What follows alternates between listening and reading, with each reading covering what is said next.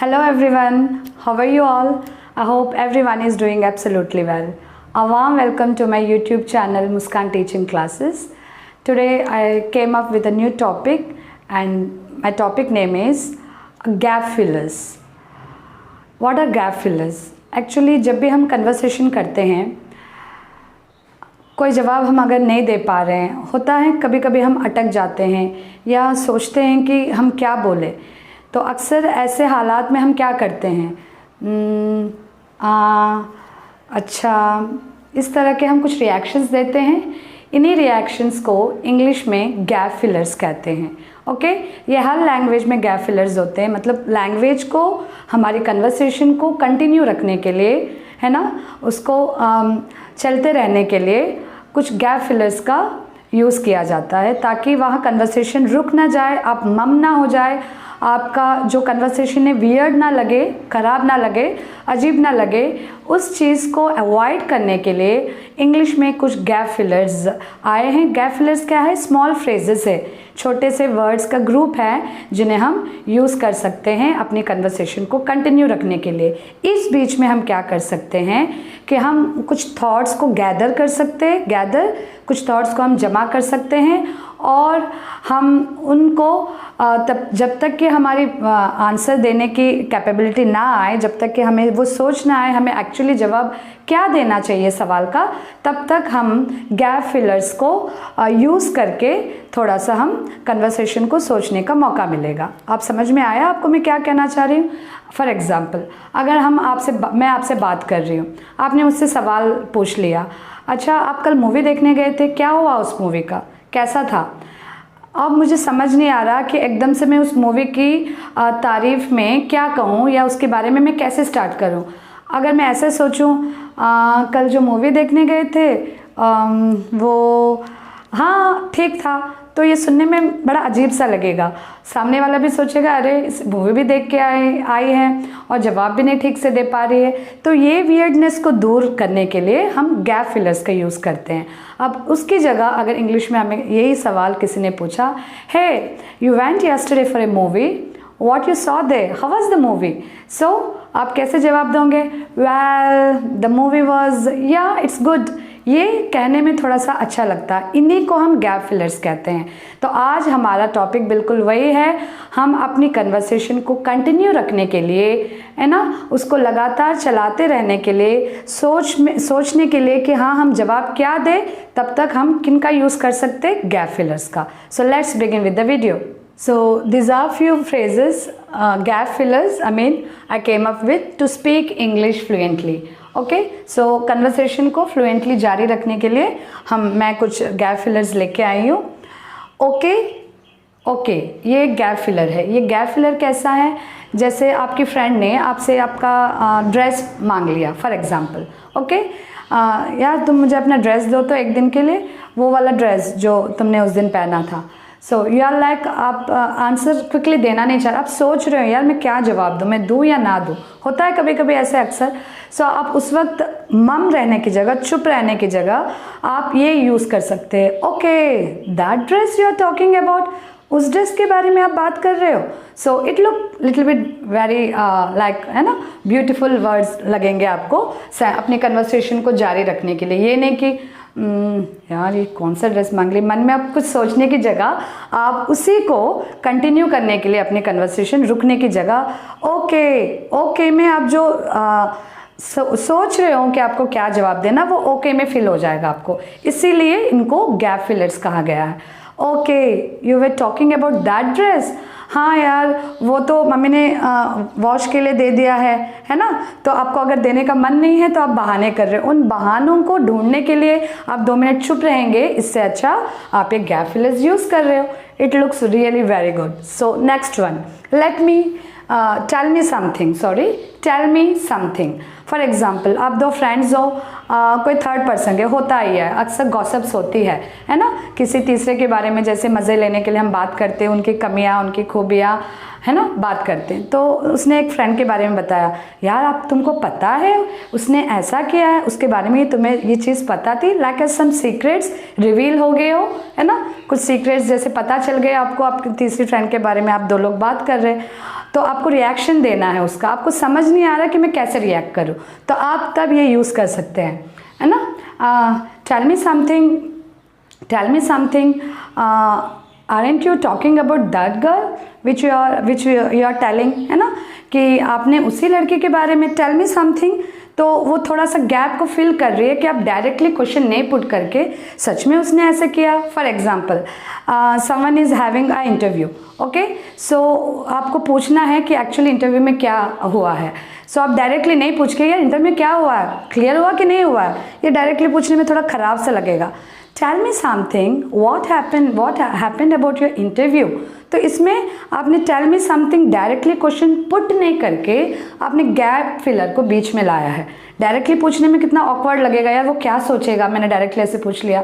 तो आपने जैसे कहा टेल मी समथिंग, मुझे ये तो बताओ तुम्हारा इंटरव्यू आखिर कैसे हुआ, तो ये थोड़ा सा अच्छा लगता है यूज़ करने में। आप ये सब यूज़ करके देखिए and believe me you feel so good for this. So this is how can you use tell me something. For now don't tell me, this is what I wanted to tell you before I was conversating. मैं जो पहले कह रही थी कि जैसे कि आपकी फ्रेंड ने सीक्रेट रिवील किया, डोंट टेल मी, क्या ये सच है, उसने ऐसा किया है, उसने इस तरह से हरकत की है।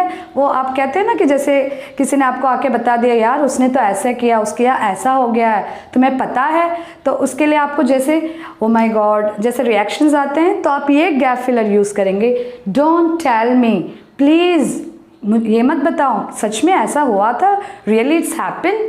सो इस तरह का गैप फिलर आप यूज़ कर सकते हैं। If someone is telling anything about someone, don't tell me, really it happen, it's really happen, क्या ये सच में हुआ था। Again it's a very good one.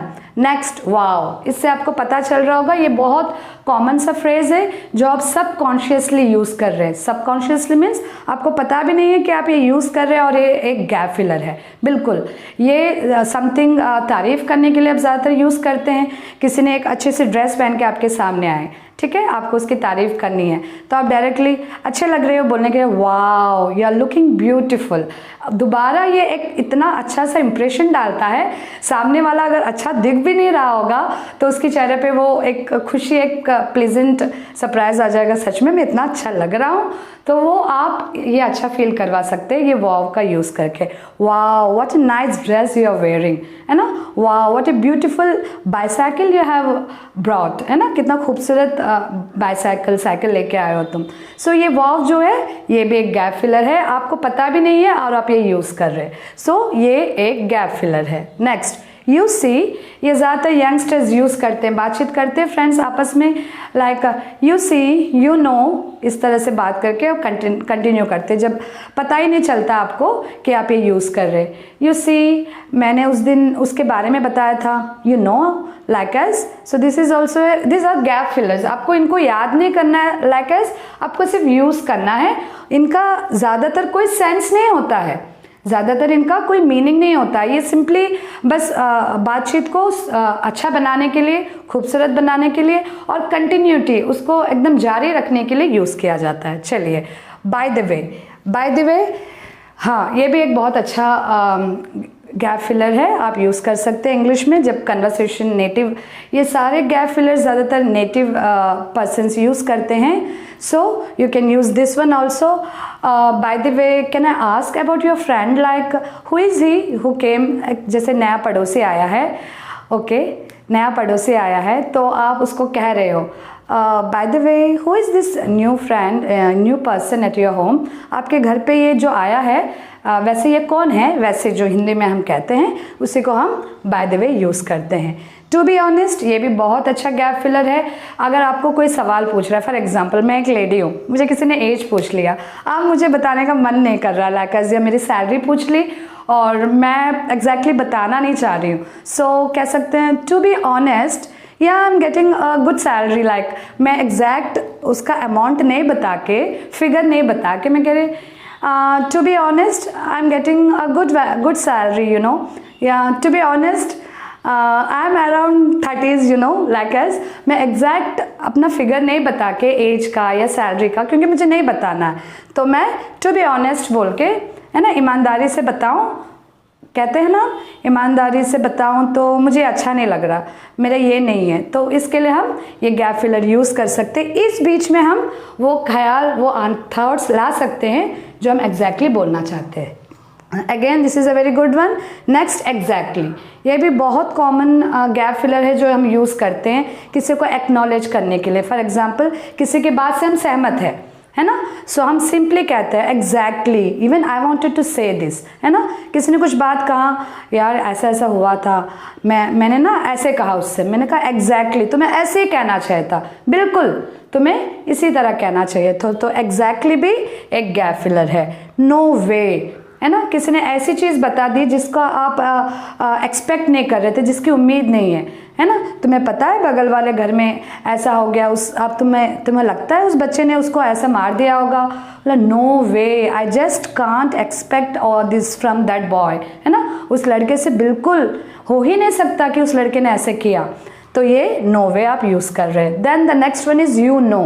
You know और यू सी एक ही जैसा, ये यूज़ करने का मतलब कोई मतलब नहीं है उनका। लगता कहते हैं ना, जस्ट नाम के लिए यूज़ करते, यू सी, यू नो, बस उसके लिए गैप फिलर्स यूज़ करते। You know, you heard about that thing, like this.